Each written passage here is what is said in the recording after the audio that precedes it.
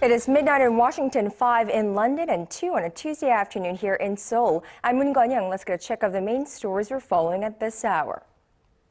Shares all across the board, including Korea's benchmark KOSPI, take a plunge, and signs of slowing growth in China and financial fragility in emerging markets like Turkey and Argentina. More support for working moms. The Korean government rolls out a set of measures aimed at keeping women in the workforce even after having children and boosting the nation's target employment rate to 70%. And Virginia Governor Terry McAuliffe makes an official statement that he will sign into law the bill which would require new school textbooks in that state to name the body of water between Korea and Japan as both the East Sea and the Sea of Japan if it passes the legislature. We'll have those stories and more, but let us begin this Tuesday afternoon with financial market jitters. It might be time to buckle up as Asian markets, including Korea's benchmark KOSPI, are bracing for heavy losses after stocks on Wall Street plunged more than 2% on Monday, the biggest fall since June as worries over U.S. and global growth continue to mount. Our Yoo Lian starts us off.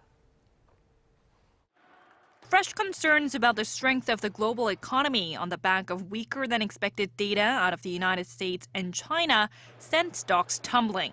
Taking a cue from overnight losses on Wall Street, the Korean KOSPI dived below the 1900 mark upon opening Tuesday morning, falling 1.2% to 1896. This is the second time the KOSPI has dropped below the 1900 mark this year, since it was battered by currency turbulence in developing markets last month. U.S. stocks suffered their worst drop since June on Monday, with the Dow Jones Industrial Average tumbling 326 points, or 2.1% to 15,372. The S&P 500 and the Nasdaq slumped 2.3% and 2.6% respectively. Monday's sell-off was sparked by data that showed new order growth in the U.S. manufacturing sector in January plunged by the most in 33 years, while spending on new construction projects barely rose from December. Experts say the U.S. economy has hit a soft patch.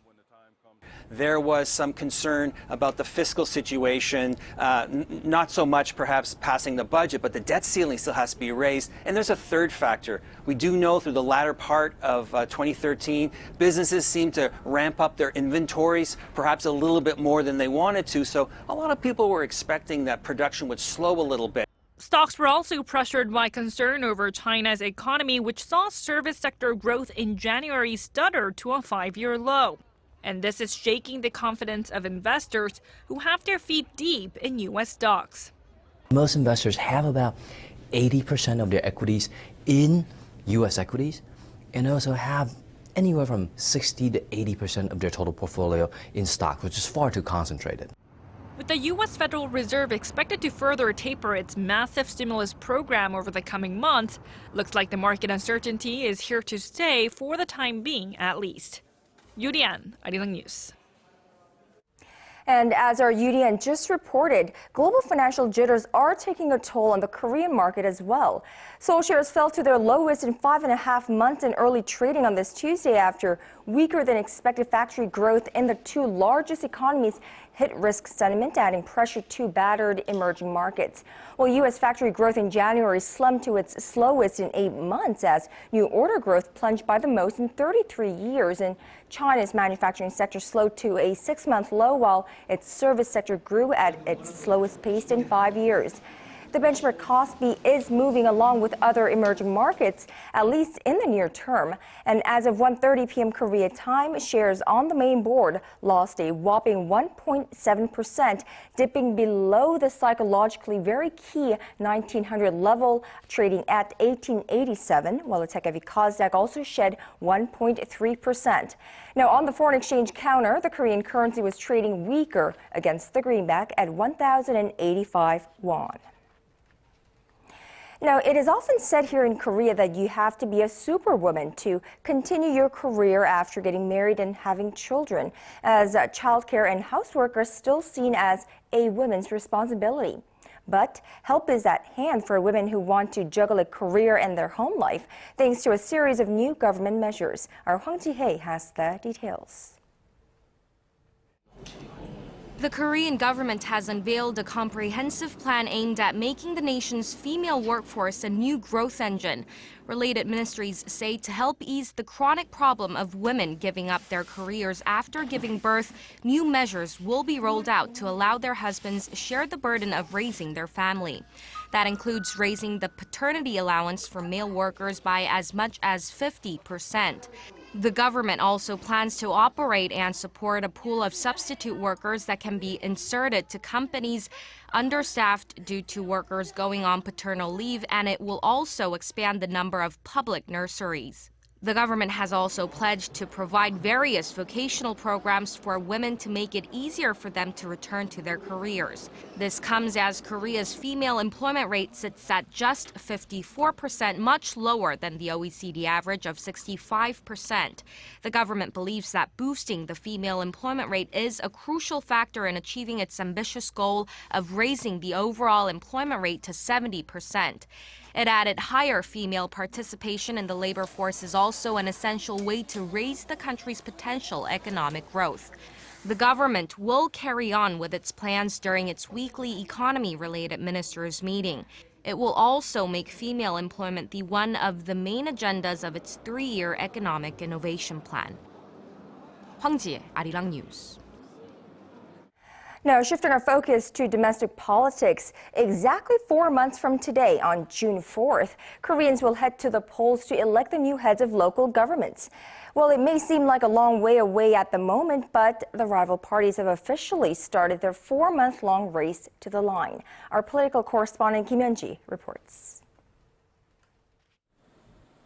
The pre-registration of candidates for the June 4th local elections began on Tuesday and will run until May 14th.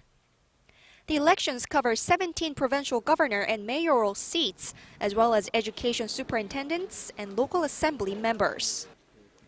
Those who choose to register during this period can carry out certain kinds of campaigning activities, allowing voters to gain an early understanding of the candidates running in their region ahead of the main candidate registration in mid-May.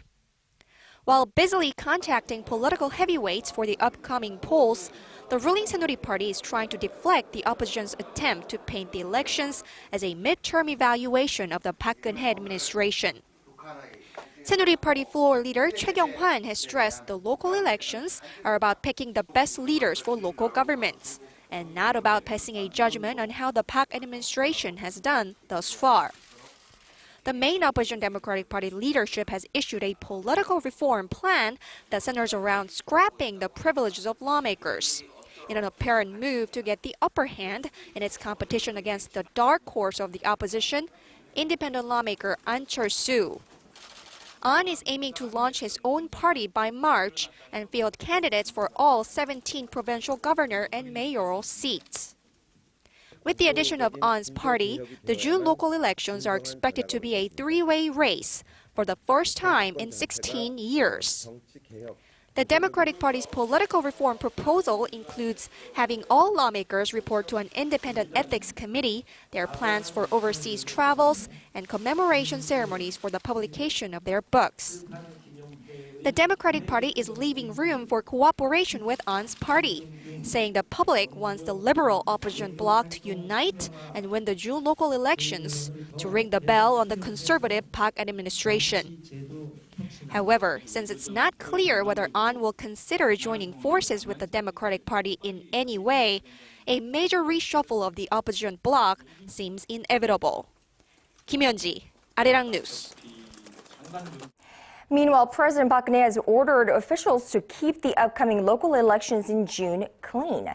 Speaking at a cabinet meeting on Tuesday, President Park said as the June local elections are the first elections to be held during her administration, they must be, quote, fair and clean.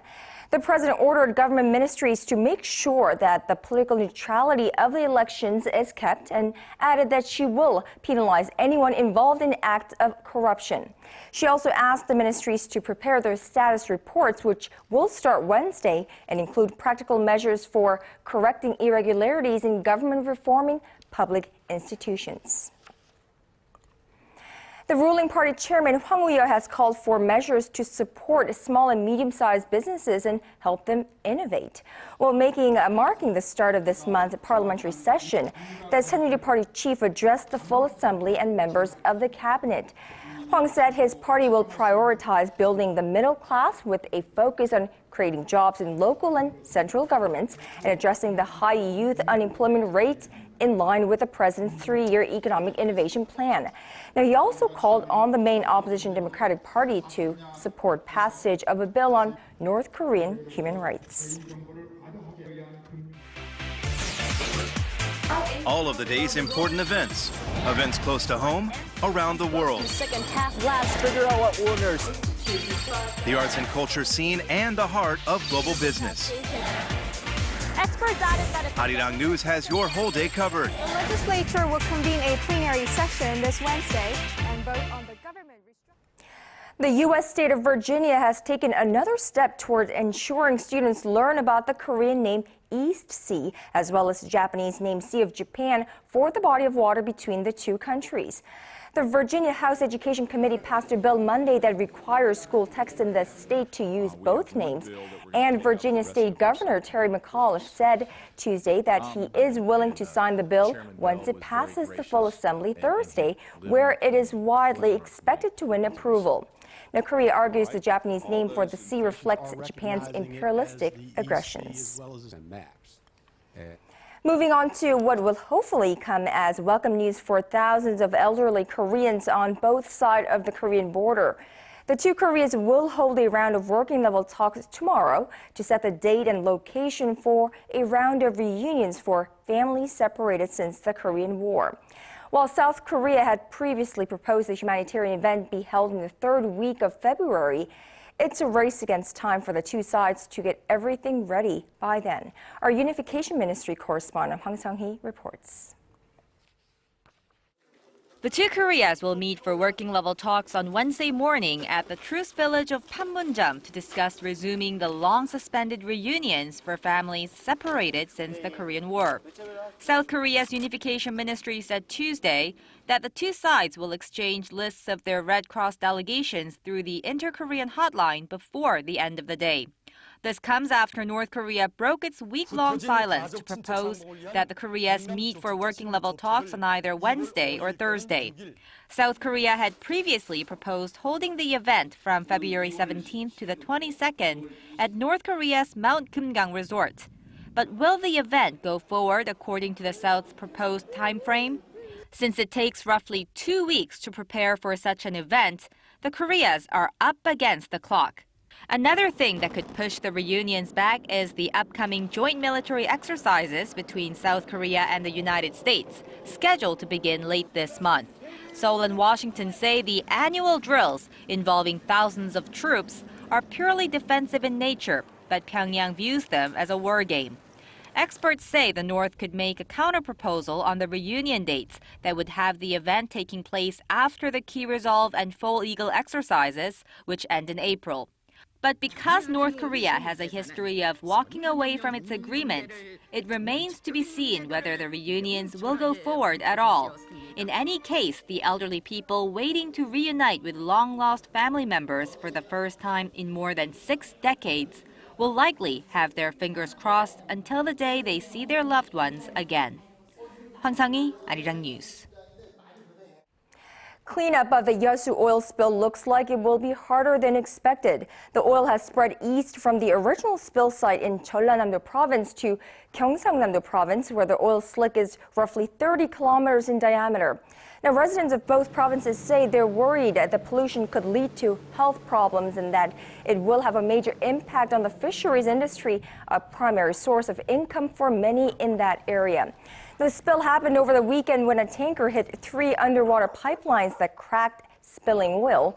The Yeosu Coast Guard blames the pilots on board the tanker for going over the recommended speed on approach, and GS Caltex, the pipeline owner, for not reporting the spill until half an hour after it occurred, which may have delayed cleanup efforts. And turning now to the bird flu crisis in this country, Korea's Agriculture Ministry says no further suspected cases of avian influenza have been reported since the last one at a farm in Chungcheongbuk-do province on Monday.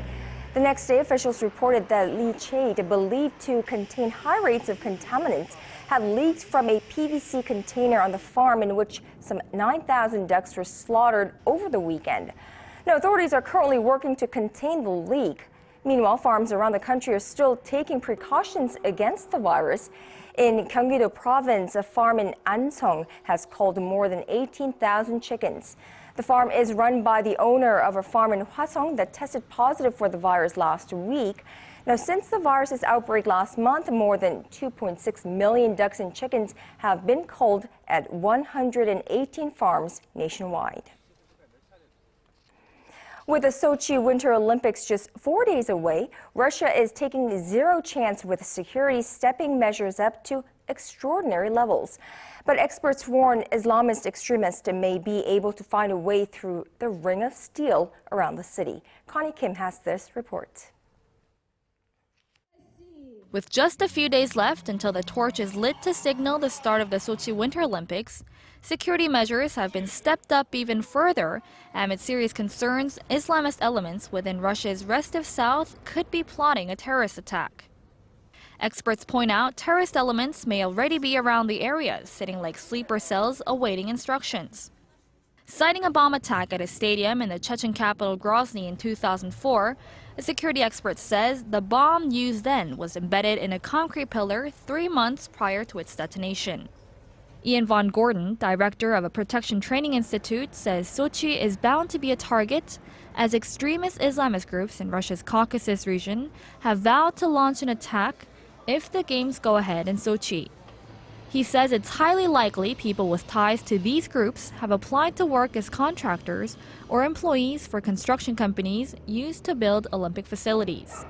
Some 100,000 contractors are estimated to have been working at Olympic venues, working as bus drivers, or in sewer construction. Security may be the main concern, but it isn't the only thing making officials sweat despite the chilly temperatures, as much of the construction for athlete and media accommodation is still not completely finished.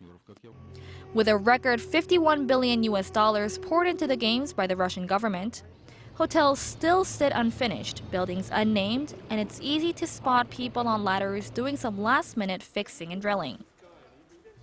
Although the sports venues are ready to go, the eyes of the world will be fixed to see whether Russia, with little experience of hosting huge events, has what it takes to successfully host one of the world's premium sporting events. Connie Kim, Arirang News.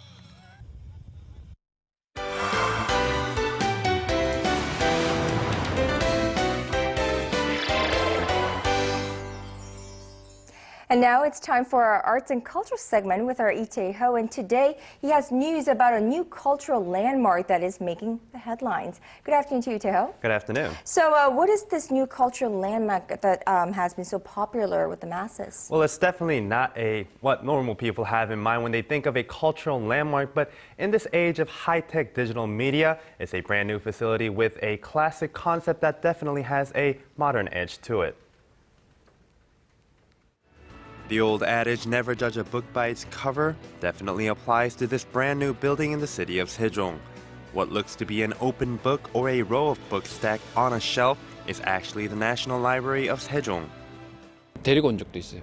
다른 지역 친구. 그때 왜 데리고 왔어요? 예, 시설도 좋고요. 전망이 좋아서. The new facility was created to provide public servants who have recently moved to the area as part of a government relocation plan with a central location for policy data.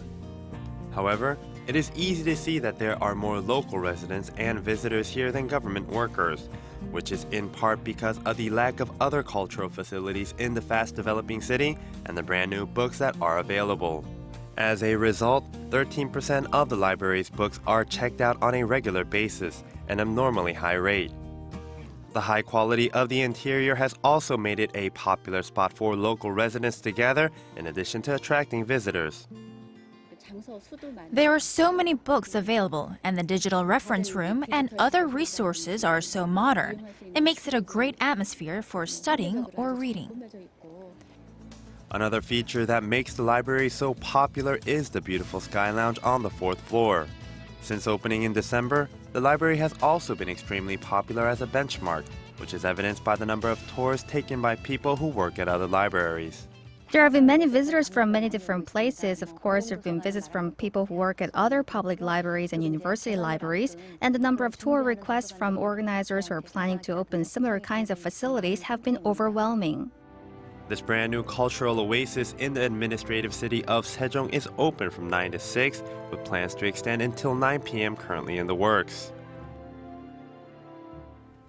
You know, it's definitely good to see that there is, I suppose, a cultural oasis in this digital age in the city of Sejong, which is just blooming to become a real city. And yeah, it's amazing to see that such a library could serve the people there as that. Well, it's really not really common in this high-tech digital age to see a library of all things or of all facilities become a cultural oasis, like you just said. But it's a very good marriage between the digital age with the analog, and it's actually doing very well.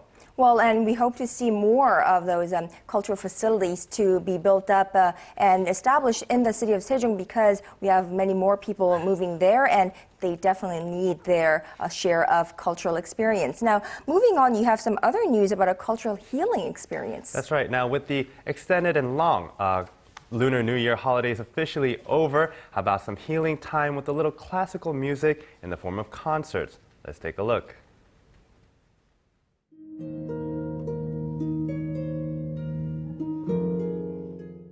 The mysterious yet soothing melodies flow through the strings of a harp. The harpist is Lavinia Meher, who was born in Korea and adopted to the Netherlands at a young age, and is now one of the top harpists in the world. Her recently released solo album Passaggio stands as a symbol of the incredible depth and quality of music that the harp is capable of. And now, she is preparing for her 4th concert in Korea with the Seoul Philharmonic Orchestra at the Seoul Arts Center on February 14th.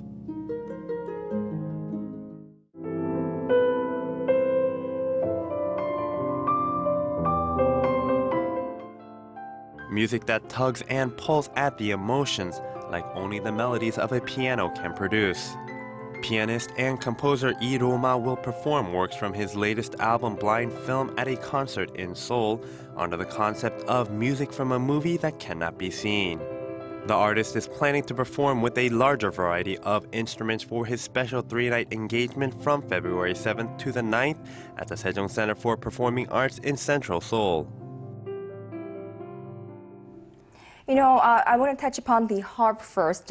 It's actually my first time listening thoroughly to harp music, and it's really beautiful. Well, you know, that caught me off guard as well, too, because although we have a lot of orchestras and symphonies that perform here in Korea and in Seoul, we don't really see concerts that are focused solely around just one instrument, especially the harp. So it was really refreshing to see, and really very soothing as well, too. Right, and the pianist Iruma, of course, he's a very popular pop pianist here in Korea, and his music and his concept of his album is always very different from his previous ones. And actually that caught me off guard as well, too, because you don't really see classical concerts with a definite theme, but his music, and I listened to a little bit more of his works after I got news of this concert, and it struck me that all of his pieces are definitely, like his title conveys, movies that you don't watch, but you listen to. So it conveys a really deep message of the artist himself. Well, definitely 2 concerts that we should be checking out in the month of February, where there is Valentine's Day as well. All right, thank you, Teo, for that, and we will talk to you tomorrow. All right.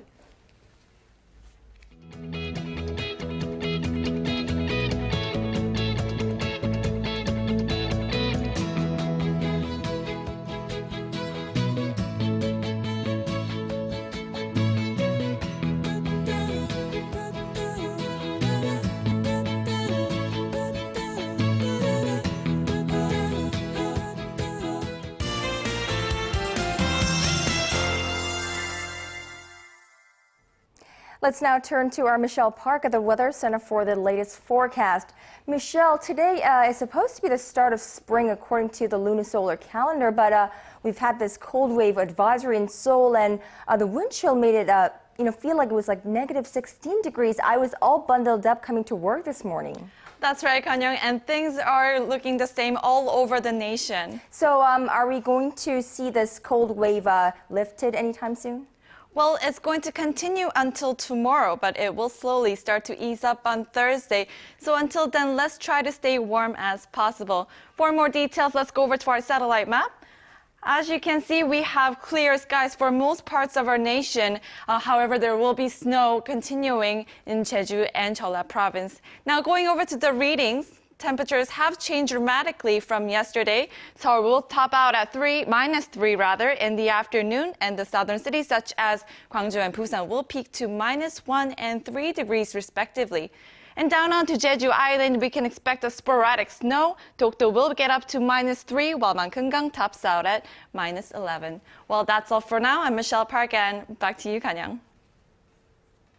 Thank you, Michelle, for that, and thank you all of you for watching, and I will be back with more of the day's latest at 4 p.m. Korea time.